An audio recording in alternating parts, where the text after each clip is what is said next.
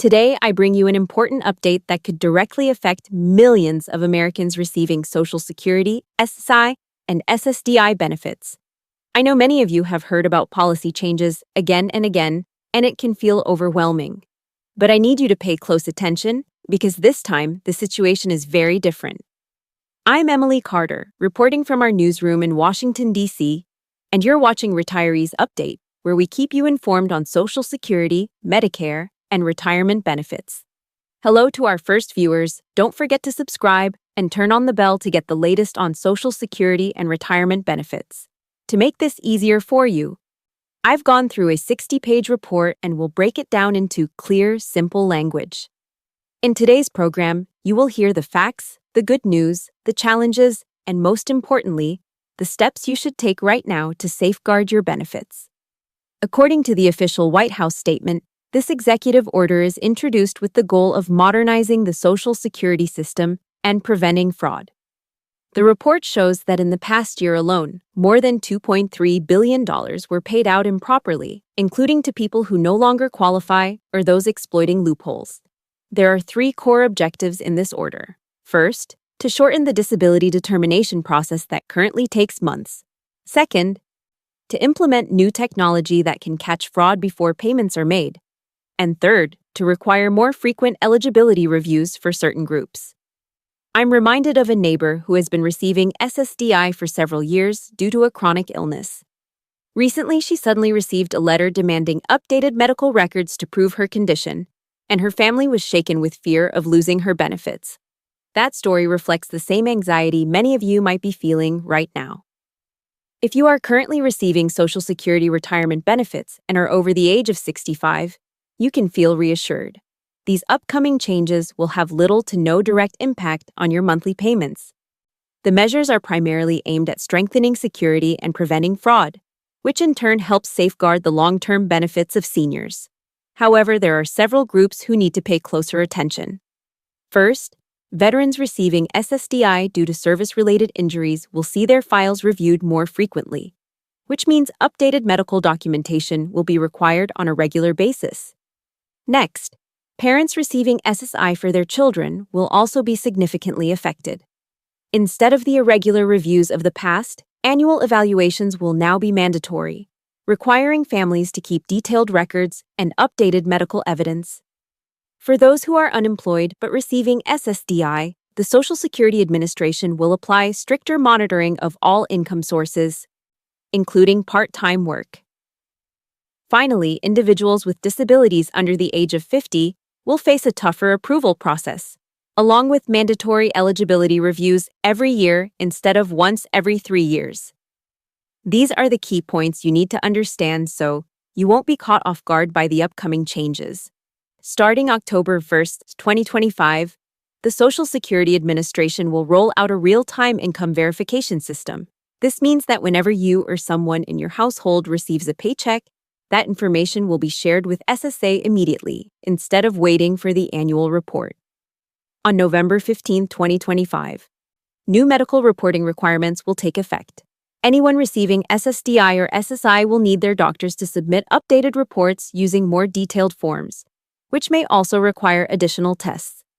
Beginning January 1st, 2026, all SSI recipients will be required to re-verify their living situation each year. You will need to provide proof of rent, utility bills, household members, and any changes to your living arrangements, and missing this deadline will result in suspended payments.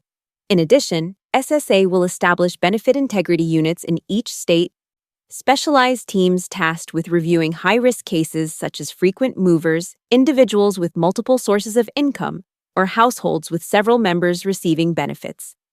Amid the changes that may cause concern, there are also several positive updates worth noting. First, the government has allocated $500 million to modernize the Social Security Administration's computer systems.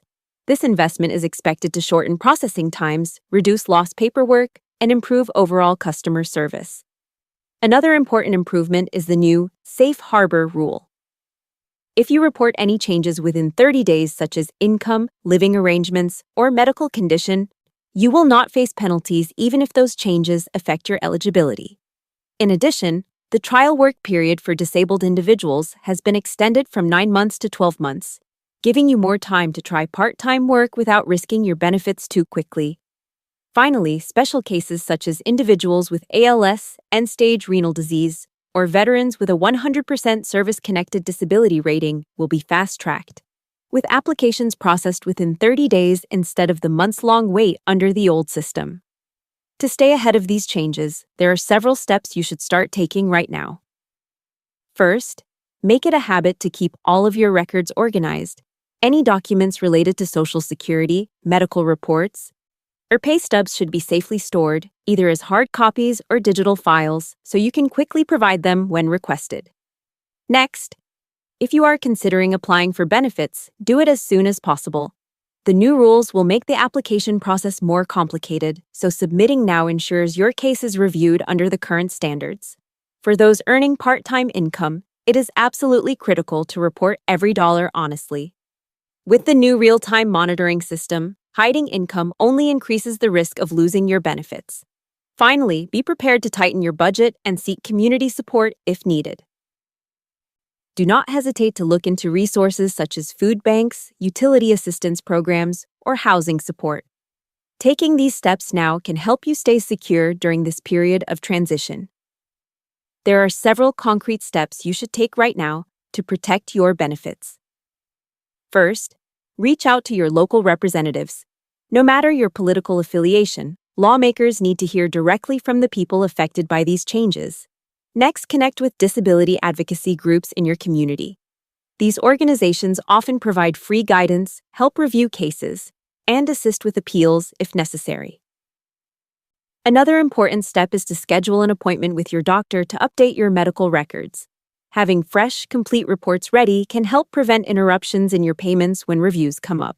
And finally, if your situation is complex or you fear being denied, consider working with a disability attorney. Most of them only get paid if you win your case, and their expertise can make a critical difference in keeping your benefits secure. Before this executive order, the Social Security system operated on slower timelines and less frequent checks. For example, income verification was often based on annual reports, meaning discrepancies could go unnoticed for months or even years. Medical reviews for those on SSDI or SSI were conducted less often, sometimes every 3 years, which reduced the pressure on recipients but also allowed outdated records to remain on file. Reviews for children on SSI were inconsistent, with some families going years without being asked for updated information. After the executive order, the system becomes more immediate and more demanding. Real-time income verification means that every paycheck is now reported directly to the SSA as soon as it is issued. Medical reviews are scheduled more frequently and require new, detailed forms that may involve extra tests or doctor visits. Parents with children on SSI must now go through annual evaluations, adding another layer of responsibility to already busy households. For disabled individuals under 50, the review cycle shifts from once every 3 years to once every year, tightening eligibility checks. In short, the old system was slower but less strict, while the new system is faster, more efficient, but also significantly more rigorous.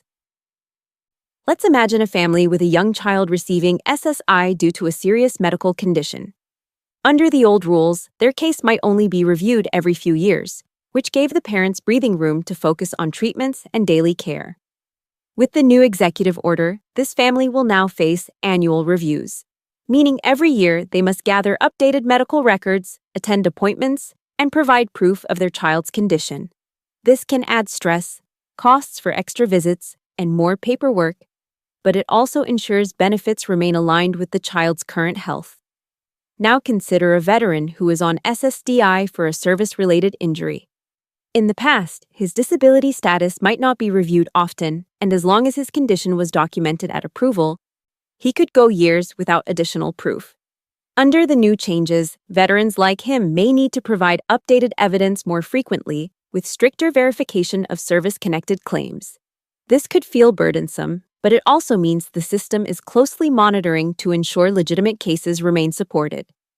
These examples highlight how families and veterans will experience more frequent oversight, and while it adds responsibility, It also strengthens the integrity of the benefit system.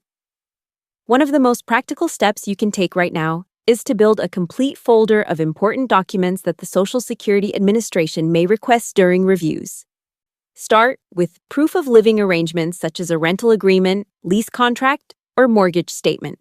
Along with that, keep copies of your utility bills, including electricity, water, and gas, to show who lives in the household and how expenses are shared. For those on SSDI or SSI, updated medical records are essential. This includes doctor's notes, hospital discharge papers, test results, prescriptions, and any official forms signed by your healthcare provider. It is also a good idea to request updated reports from your doctor regularly, rather than waiting until SSA asks for them. If you or your spouse have any income, keep every pay stub, W-2, or tax document organized in the same folder. Even part-time or occasional work must be documented accurately. For parents with children on SSI, school records or reports of developmental progress may also be useful. By preparing these documents in advance and keeping them in one place, either in a physical binder or a digital folder, you will be ready for any review, saving time and reducing stress when deadlines arrive. For anyone worried about navigating these new Social Security rules, there are free resources available to help. Local disability advocacy groups are often the first stop, providing free case reviews, assistance with appeals, and guidance on what documents you need to prepare. Many states also fund nonprofit legal aid services that specialize in Social Security and disability cases, and they can often represent you at no cost if you qualify. The Social Security Administration itself has a toll-free hotline that can answer basic questions and connect you to regional offices for more detailed support. In addition, websites like benefits.gov and legalservicecorporation.org offer clear explanations, eligibility checkers, and links to local programs that can help you understand your rights. For veterans, the Department of Veterans Affairs and veteran service organizations, such as DAVE or VFW, provide free assistance with both VA and SSA disability issues. Parents of children on SSI may find help through community health centers or nonprofit pediatric advocacy networks that guide families through medical and financial paperwork. By using these resources, you do not have to go through the process alone. Free support is available to ensure you understand the system, avoid mistakes, and protect the benefits you and your family rely on. If these new regulations remain in place over the next 5 years, the Social Security Administration is projected to save more than $8 billion by reducing improper payments and tightening eligibility. While this may create more paperwork and stricter reviews for recipients, the long-term impact is aimed at strengthening the overall stability of the Social Security system. By cutting down on fraud and ensuring that only eligible individuals receive benefits, the program can preserve more funds for seniors, people with disabilities, and families who truly rely on it. These savings could also help delay future funding shortfalls and make the system more sustainable as America's population continues to age. In short, the next 5 years may feel more demanding for beneficiaries, but the broader goal is to protect the integrity of Social Security and ensure that benefits remain available for millions of Americans in the years ahead. You are not alone in this journey. Millions of Americans are facing these same changes and share the same concerns as you. I will continue to follow every update from the Social Security Administration and bring you clear, simple analysis so you can be prepared. If you found this video helpful, please subscribe, turn on notifications, and share it with friends or family so they can stay informed too. You can also check out other videos on this channel, including guidance on appealing SSA decisions or finding emergency food assistance. If you have any questions, leave a comment below and our experts will be here to help. We are always by your side. This is Emily Carter, Washington, D.C. Thank you for watching, and I'll see you in the next update.